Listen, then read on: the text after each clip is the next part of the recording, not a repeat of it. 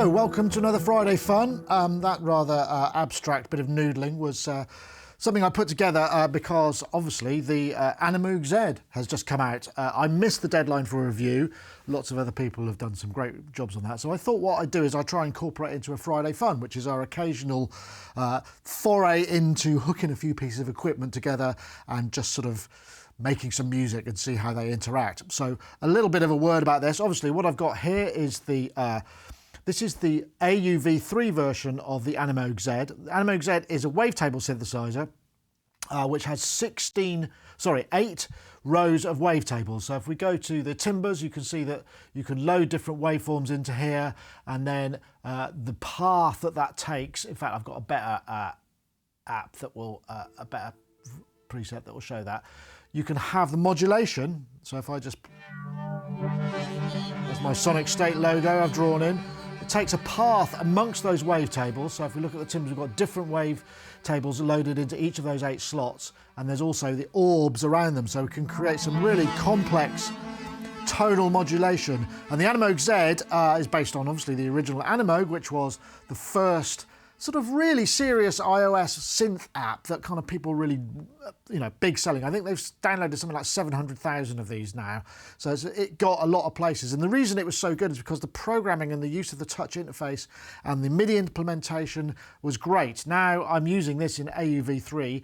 It's actually a free download for the Animoog Z, although what I've done here is I've unlocked it with the $9.99 US upgrade code, which means that you can draw your own stuff in. There's also various in-store purchases. I think if I go here, you can see, unlock all features, fundamental, and lots of elements. So it's a kind of freemium model. 16 voices. We've also got envelopes and LFOs. We've got mod matrix. We've got effects. And what I've done is I've also mapped some of those to controls on this little launch control. So that's controlling that. That's coming out into the 2i2, the Scarlett 2i2, which is also got the IK Uno Synth Pro, which is playing. If I just take this out, we can hear what this sounds like. So take the effects off. Just a really simple, what I've done is the paraphonic. One of the oscillators is an octave up, so we get these kind of interesting. So if I now put the delay on the Hypnosis, which is the next thing in the chain, and that's also coming into the Scarlett 2i2, so it's all being summed and then sent into Video World. So, but I'm driving the Animoog Z over MPE using the ROLI, and I find a patch. There's a really nice patch here. Which is brass, which kind of shows the expressiveness that you get. So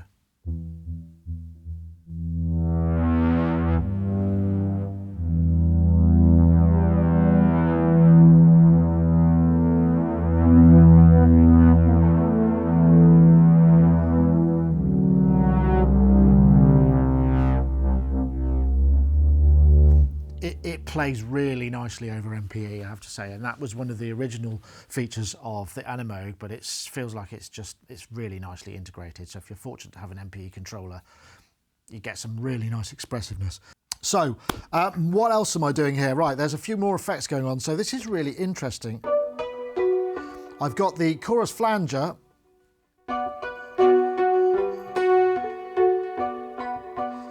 And I don't know why, but it kind of makes it...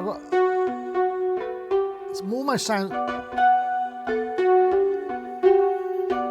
like pizzicato meets a ukulele from that original sound that I put in. And then I've got the spring reverb.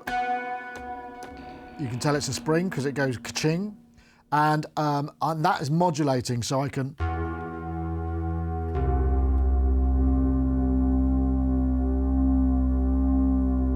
Got a nice thing on the Hypnosis where it modulates. I think there's a feedback loop, so you get this kind of weird time-based. Yeah, it's kind of interesting, that.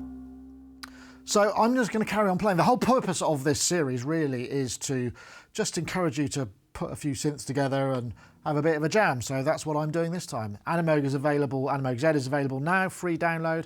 Like I say, this is running on the AU version 3 version, which this is running on the Mac M1 MacBook Pro 14-inch M1 that Apple sent in for review. That's going to be going back in a few days. Hopefully the one that I've actually bought at my own expense will turn up, and so I'll be using that in the future.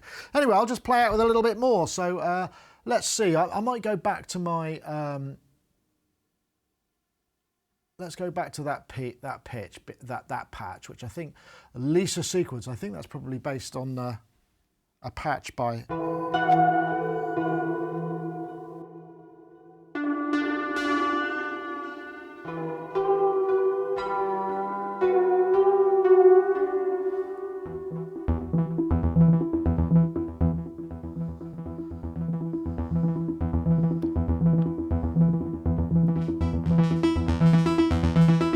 I can affect the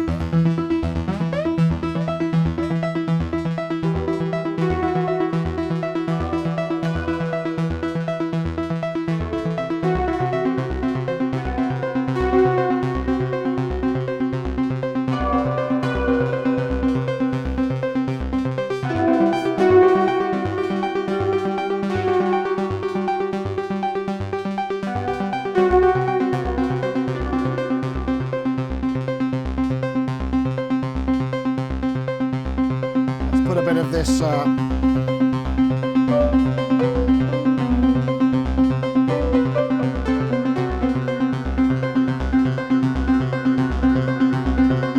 freeze that